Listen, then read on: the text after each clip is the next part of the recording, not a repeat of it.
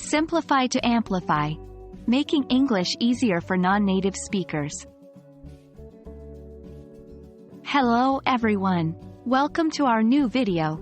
Today, we will be discussing a very crucial aspect of English language learning: simplifying language and sentence structure.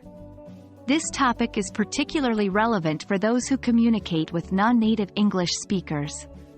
When we simplify our language, it not only becomes easier to understand, but it also conveys our messages more effectively. Let's dive right in. Simplified language is all about using simpler words and shorter, more straightforward sentences.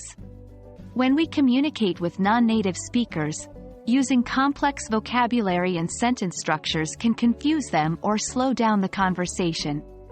By simplifying language, we ensure that our communication is accessible and easily understood by a wide range of people. Remember, simplifying doesn't mean dumbing down your content. It's about clear and effective communication. There are several strategies you can use to simplify your language. Let's discuss some of them. 1. Use common words. Opt for common, everyday words instead of jargon or complex vocabulary. For instance, use begin instead of commence, or end instead of terminate. 2. Shorten your sentences. Keep your sentences short and straightforward. Aim for one idea per sentence. It makes your content more digestible. 3. Avoid passive voice. Use active voice as much as possible. It's usually more straightforward and easier to understand. 4. Use direct statements. Indirect or implied statements can be hard to understand for non-native speakers. Be direct and clear in your communication.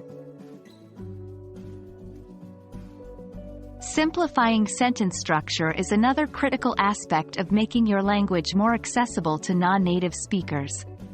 Here are some tips. 1. Use simple sentence structures.